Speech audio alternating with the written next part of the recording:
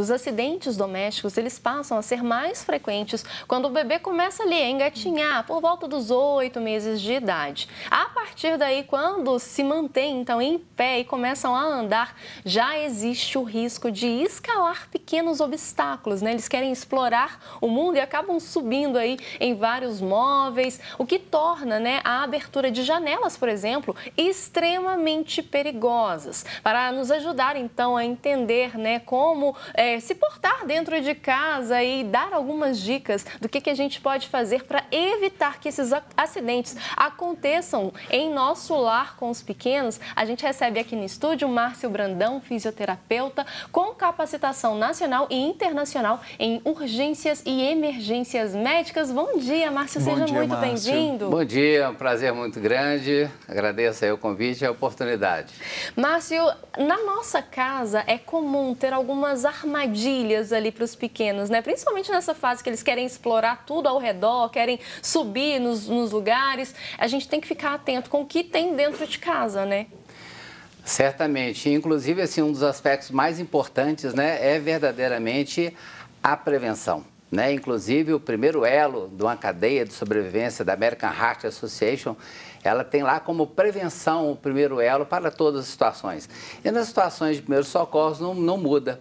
Né? E é muito engraçado que normalmente os pais acham que nunca vai acontecer com eles.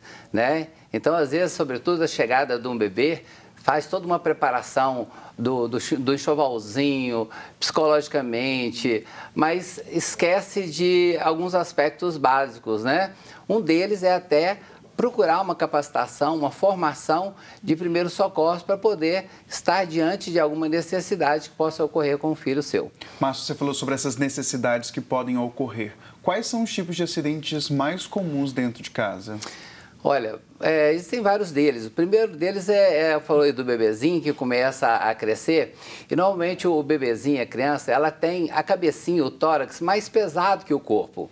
Então, todas as oportunidades que, de repente, ele tem, né, pela curiosidade de esticar a cabecinha, de debruçar sobre o bercinho, sobre o sofá, sobre uma cama, sobre uma janela, o peso da cabecinha do tronco faz com que gere um pêndulo e ele projete o corpo para trás. Então, um dos cuidados básicos seria até mesmo esse, né? De assegurar de que, em primeiro lugar, onde tem um bebê e tem uma criança acordada, tem que ter um adulto do lado supervisionando. Isso aí é básico, é 100% de atenção, principalmente quando tiver meio líquido próximo, né? Além de vários outros cuidados, né? Que são aqueles que já são batidos, mas a gente vê todos os dias acontecer. Né? Os produtos químicos, normalmente, eles são muito cheirosos, são coloridos, né? Então, eles têm que ser aqueles produtos de limpeza da casa, eles têm que ser colocados num lugar distante do bebê e da criança, né? Sobretudo da criança, né? Mesma coisa é medicamentos, né? Os medicamentos também têm que ser colocados fora do alcance dessa criança. E um detalhe, por falar em medicamento, é sempre muito importante, né, de que os pais sempre avaliem a validade desse medicamento e a dosagem de acordo com a prescrição médica. Você falou uma coisa, Márcio, que faz todo sentido, né? Eu tô com um pequenininho, então esse assunto super me interessa, que você tem que ficar atento à criança o tempo inteiro, né? Quando ela tá acordada, o tempo todo você tem que estar ali vigiando para ver se não tá demandando uma atenção especial, porque piscou criança o olho... calada também é sinônimo de perigo, né? Tipo isso. Piscou, ele pode estar fazendo alguma coisa, né? Principalmente nessa idade que começa a rolar, deixar em cima da cama, é um perigo, né? E olha, engraçado você falando do bebezinho, a primeira causa de morte no mundo de crianças de 0 a 1 ano são os engasgos, né? E às vezes, poxa, o pai, a mãe, às vezes estão fora de casa, ou então querem aproveitar ao máximo aquele momento ali com o bebê, com a criancinha, e de repente estimulam a brincadeira, o riso, a gargalhada. Isso aí, poxa, é um prato cheio para o engasgo, porque à medida que ela está ali se alimentando e ao mesmo tempo está gargalhando, né, o alimento, ao invés de buscar o caminho do estômago, né, ele pega o caminho do pulmão. E é aí que vem aí as situações de engasgos, né, que requer uma atenção muito, muito grande da gente. A gente falou sobre esse assunto aqui no Manhã da Sim. Piedade, né? A gente mostrou essas técnicas de primeiros socorros, como que os pais, né, devem se resguardar a atenção disso também. Márcio, a gente começou falando, né, sobre os pequenos que ainda estão engateando. Pontas de mesas. É importante tomar cuidado com pontas de mesas, cadeiras, facas, objetos pontiagudos. Qual que é a orientação que o senhor deixa neste caso? Isso aí acontece em todas as casas, né? Então, algumas orientações que são básicas, né? O bebezinho que está engateando, às vezes ele tem acesso às tomadas. Então é importante ter aqueles conectores de plástico para proteger a tomada, para evitar colocar o dedinho lá ou enfiar qualquer outra coisa. As gavetas, né? E portas, né, de armários, sempre ficar com a trava especial para ele não abrir e retirar de lá algum produto, né? A proteção não só de mesas, cadeiras, todos os demais locais pontiagudos, mas principalmente escadas, né? Então, a escada, poxa, ela tem que ter um cercadinho, né? Na sua base, lá no fundo, com uma cerquinha, né? A criancinha vai crescendo, tem que ter, de repente, um corrimãozinho, retirar todas as peças que ficam soltas pela casa, que o bebezinho pode, nessa engatinhada, depois começa a dar os primeiros passinhos, tropeçar, cair e gerar aí um trauma, né, desnecessário. A questão dos tapetes também, é bom evitar ter esse tipo de adereço em casa? Depende, né? Porque exige uma higiene muito maior e algumas crianças, de repente, podem ser alérgicas a alguns produtos ou a poeira que, de repente, fica ali acumulada naquele tapete. O senhor falou sobre o cercadinho para a escada, né? Um perigo a criança cair, desequilibrar, sair rolando pela escada. Mas a gente precisa também ter atenção à piscina e ao banheiro também. É importante que esses ambientes que tenha água, onde a criança possa cair e se afogar, tem que ter uma segurança. Qual que é a orientação que o senhor deixa nesse caso? Olha, existe um dado da Sociedade Brasileira de Salvamento Aquático, a Sobrasa, que ela fala que no Brasil, a cada 3 dias morre uma criança dentro de casa, afogada, né? E todos os dias morrem 4 crianças no Brasil. Então, a gente tem que ter um cuidado, não é só com piscina, é com uma pia, com um vaso sanitário, com uma banheirinha que acabou de repente, dar o banho, esqueceu-se de jogar água fora, né? De repente, poxa, a mãe vai trabalhar, o pai vai trabalhar, a babá fica na responsabilidade da criança, a criança, de repente, vai ali para a banheirinha e se afoga, né? Então, o meio líquido é de uma importância muito grande, né? E, às vezes, a criança bebe ali um pouquinho de água, isso aí já tem que ser considerado um afogamento grau 1. É mais simples, mas é um risco muito grande. Então, todas as piscinas, elas têm que estar cercadas. E um detalhe interessante que às vezes os pais não percebem quando se trata de piscina de meio líquido, nossa, aquele marronzinho, azulzinho ou verde é maravilhoso. Deve-se evitar.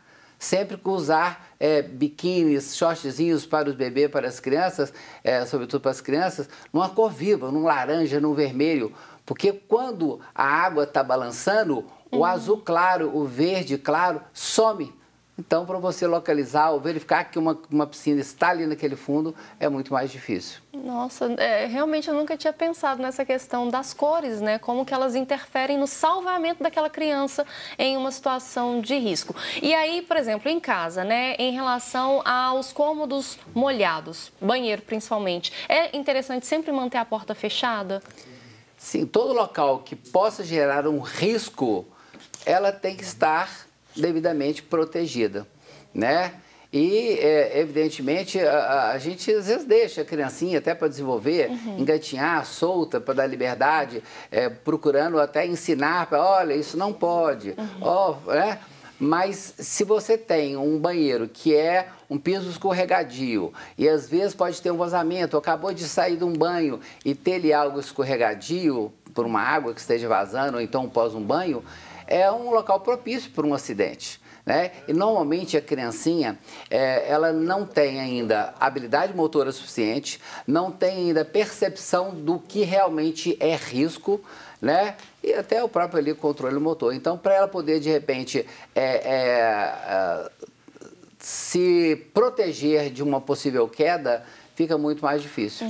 Márcio, a gente falou sobre prevenção e agora uma importante falar, em caso a pessoa às vezes se descuidou, se distraiu, a criança acabou caindo, machucou, ou afogou, ou se queimou. O que os pais e os responsáveis devem fazer em caso de emergência? É preciso ligar para o SAMU, para o Corpo de Bombeiros? Como agir quando o acidente já aconteceu? Bom, primeira coisa, nós temos que avaliar o que aconteceu, né? Porque mesmo quando a gente liga para 192, 193, cai numa central de regulação, né? E essa central de regulação vai perguntar exatamente aquilo que aconteceu, né? Então, é importante que a gente tenha claramente informações como, por exemplo, a idade da criança, como que ela está naquele momento, se foi por acaso uma suspeita de, por exemplo, de uma intoxicação, verificar, poxa, tem algum frasco de remédio próximo, tem algum produto de limpeza, né, próximo que ela possa ter ingerido para poder informar, né, ao serviço de emergência ou até mesmo para o serviço de intoxicação, o João 23, ele tem um telefone disponível para todos os casos de intoxicação. Então, num caso de emergência, a gente tem que pedir socorro e até, de repente, ligar para o centro de intoxicação, porque dependendo do produto, alimento ou planta, eles vão orientar o que fazer e o que não fazer. Agora, existe uma questão muito interessante, que normalmente bebês e crianças, né, bebê pela classificação da American Heart até de 29 dias a 1 ano, criança de 1 ano até a puberdade. Normalmente, o bebezinho, ele tem, por exemplo, às vezes uma parada cardiorrespiratória muito mais por uma questão respiratória, diferentemente do adulto, que é por uma questão, né, cardíaca. Então, é importante a gente sempre observar se essa criança está respirando direitinho, né? Se ela estiver consciente, colocar ela de lado, né, para ela ventilar melhor. E ela colocando ela de lado, normalmente o bebezinho, a criança, tem uma língua muito grande, né, desproporcional ao corpo. Então, quando de repente coloca de lado, a língua sai lá de trás e melhora aí a ventilação e a respiração e a oxigenação cerebral dessa criança. Mas é fato, é básico. Evitar que aconteça. Mas aconteceu, vamos procurar observar aquilo que aconteceu, afastar todas as demais coisas perigosas que estejam ao lado e solicitar ajuda à emergência o mais rapidamente possível. Márcio, em relação a bebês, eu imagino, né, principalmente quando está ali na fase que começa a andar, a queda seja o principal acidente que pode acontecer com eles. Já na fase um pouquinho maior, né, que a criança está ali com seus 3, 4, 5 anos até a puberdade, quais são os tipos de acidentes mais comuns nessa faixa etária? As quedas, elas são, né, uma incidência muito grande, né? E uma coisa que às vezes é interessante, né, na queda, às vezes a criancinha, ela bate com o corpo muito forte numa estrutura e aí a gente tem que observar. Porque a criancinha, por exemplo, às vezes ela pode até nem ter uma fratura, ou então uma fratura tão perceptível, porque os ossos ainda estão em formação, então quando eles têm uma fratura, dá o que a gente chama de uma fratura em galho verde, mas é muito importante observar como a queda é uma das principais incidências, né, de trauma em crianças, a gente observar um contexto, ou seja, naquela queda ela bateu a cabecinha, né, está tendo algum sangramento, né? Ou então bateu com a barriguinha, bateu com o abdômen, né? Então é muito comum, às vezes, em quedas de criança, a gente observar, né, hematomas, né, no abdômen, ou sangramento na cabeça, ou até mesmo no tóraxzinho. Então é importante a gente observar para ver se, por acaso, aquilo ali não está sendo um indício, né, um sinal de uma possível hemorragia interna. É preciso tomar muito cuidado, ter atenção redobrada. Márcio, para a gente finalizar o nosso bate-papo, qual que é o ponto primordial que o senhor gostaria de deixar para quem está nos assistindo sobre esse assunto, né, prevenção de acidentes com crianças, e deixar também suas redes sociais para que o pessoal de casa possa acompanhar o seu trabalho e, claro, saber mais dicas? Eu acho assim que o amor dos pais pelos filhos já é um ponto de partida básico, real, que faz com que os pais realmente façam aquilo que é o certo. Mas o corre-corre do nosso dia hoje nos faz, às vezes, não destinar um tempo para atentar sobre esses riscos que tem dentro da nossa casa, né? procurar saber se aquele cuidador, aquela babá, né, está realmente preparada para cuidar da nossa casa, e eu estendo isso daí até para a escolinha da minha criança, né? Não sei se vocês conhecem a Lei Lucas, né, a Lei 3.722, elas nos sugerem isso, da necessidade de que os professores dos meus filhos também estejam capacitados.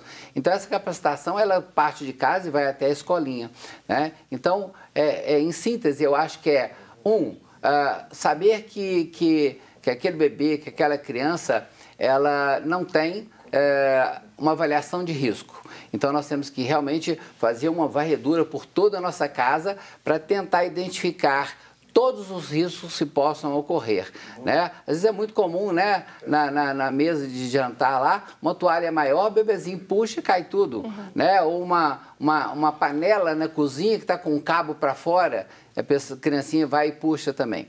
Então, avaliar esses possíveis riscos e nos preparar, condicionar, buscar cursos de capacitação para que a gente esteja preparado para ter paz, tranquilidade, sabedoria que nós vamos adquirir, os pais vão adquirir através do conhecimento. Muito obrigado, viu, Márcio? Suas redes sociais estão aí na nossa tela para você que quiser acompanhar o trabalho do Márcio. E a gente fica por aqui. Muito obrigado, viu, Márcio? Obrigada, Márcio. Eu agradeço aí em nome da Abramed, da Summit. Muito obrigado.